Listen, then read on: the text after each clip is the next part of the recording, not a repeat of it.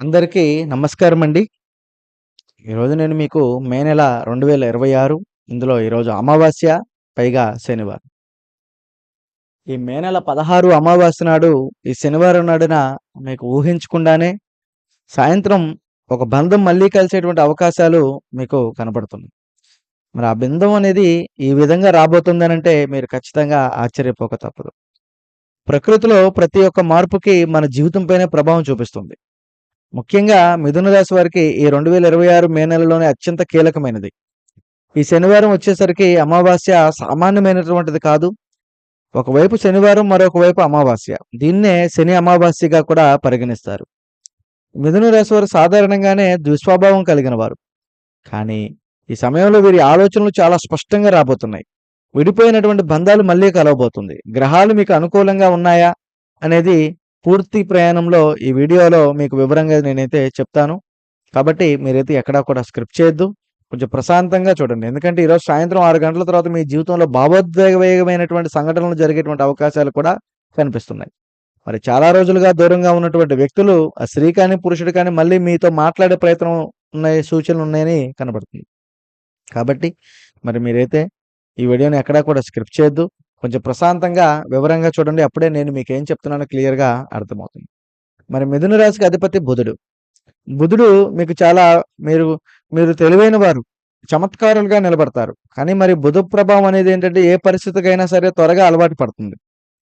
మరి అదే విధంగా మీరు ఊహించిన సమయంలో ఒక మెసేజ్ లేదా ఒక ఫోన్, ఒక చిన్న స్పందన ద్వారా మళ్ళీ బంధాలు ప్రారంభమయ్యేటువంటి అవకాశాలు కూడా కనబడుతున్నాయి.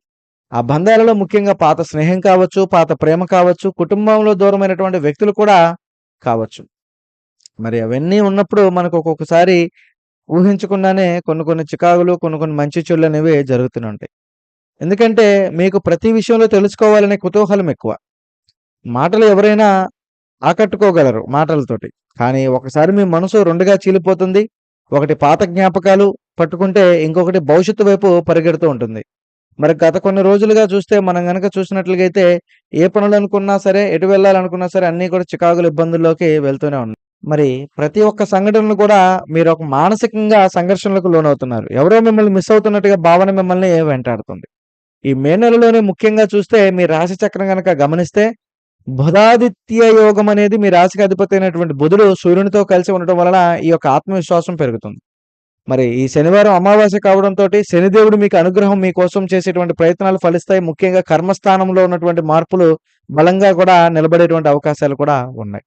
మరి అమావాస్య నాడు చంద్రుడు క్షీణించి ఉంటాడు కాబట్టి మనసు కాస్త భారంగా అనిపించవచ్చు. కానీ ఇదే సమయంలో అంతర్ధర్మాన్ని కూడా మీరు పాటించేటువంటి అవకాశాలు కూడా కొద్దిగా కనపడుతున్నాయి.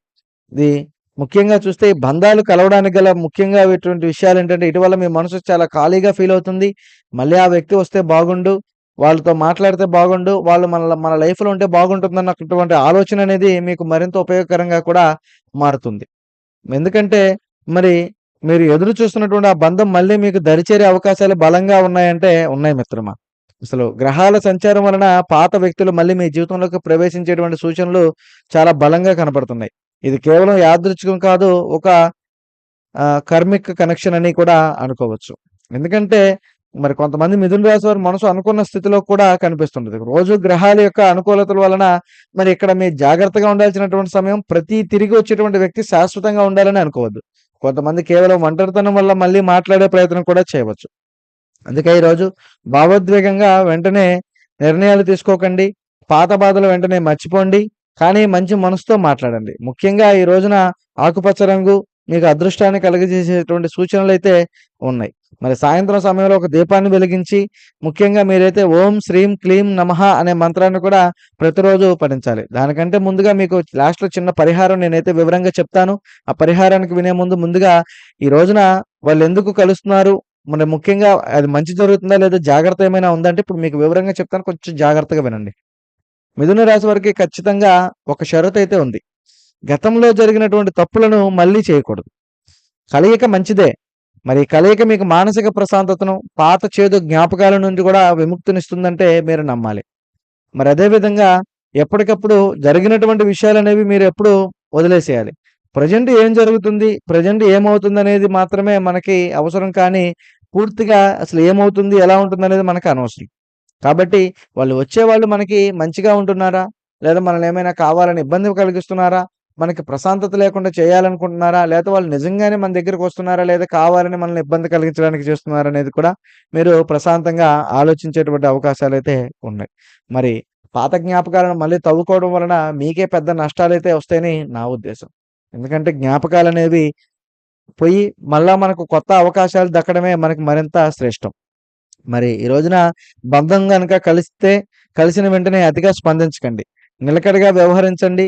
మిథున రాశి వారు ఈ సమయంలోనే చాలా ముఖ్యమైనటువంటి నిర్ణయాలు తీసుకోవాలి. ఎందుకంటే జాగ్రత్తగా ఉంటే మరి ఏ పనైనా సరే ఒకటికి 10 సార్లు ఆలోచించుకొని చేస్తేనే మరింత ఉపయోగకరంగా కూడా ఉంటుంది. మరి వాళ్ళు గనక మన లైఫ్‌లో గనక వచ్చి మన జీవితంలో గనుక ఉంటే అంతా కూడా మంచే జరుగుతుంది.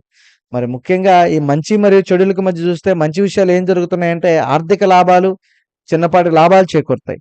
మరి కుటుంబంలో చిన్న చిన్న వివాదాలు సద్దుమణిగి సఖ్యత పెరుగుతుంది. మరి అదే విధంగా సృజనాత్మకతమైనటువంటి పనులలో కూడా మరింత విజయం సాధిస్తారు. మరి చెడు విషయాలు తెలుసుకునే ముందు మరి ముఖ్యంగా గనక చూస్తే మిథున రాశి వారికి ఈ ఈ రోజున మరింత అద్భుతమైనటువంటి అవకాశాలైతే దక్కుతున్నాయి. ఎందుకంటే ఈ అమావాస్య, అందులో పైగా ఈరోజు శనివారం, ఈ అమావాస్యను లక్ష్మీ అమావాస్యగా అని కూడా అనుకుంటారు. మరి లక్ష్మీ అమావాస్య ప్రత్యేకమైనటువంటి పరిహారం అయితే మీకైతే వివరంగా చెప్తాను. కొంచెం చిన్నోళ్ళైనా, పెద్దోళ్ళైనా మీ బంధువులకైనా ఈ వీడియోని షేర్ చేయండి. మరి మిథున రాశి వారు ఈరోజు ముఖ్యమైనటువంటి మాటల వల్ల వచ్చేటువంటి సమస్యలు తగ్గి అదృష్టం పెరగాలంట మరి ఈరోజు ఈ పరిహారం చేయక తప్పదు. మరి మీకు ఆ బంధాలు మరింత బలంగా ఉండాలన్నా మరి ఈ పరిహారం చేయక తప్పదు. ఎందుకంటే ముఖ్యంగా మనం గనక చూసుకుంటే రాత్రి సమయంలో ఒక చిన్న గాజు గిన్నెలో నీళ్లు తీసుకొని అందులో 2 లవంగాలు, కొద్దిగా యాలకుల పొడి, ₹1 నాణ్యం వేయండి. ఆ గిన్నెలో ముందు దీపాన్ని వెలిగించి ఓం ఐం శ్రీం మహాలక్ష్మీయే నమః అనే మంత్రాన్ని 108 సార్లు జపించాలి. మరి అలాగే ఇంటిలో ఉండేటువంటి తులసి కోట దగ్గర సాయంకాల పూట సమయమున ముఖ్యంగా అమ్మవారికి 2 దీపాలు వెలిగించాలి.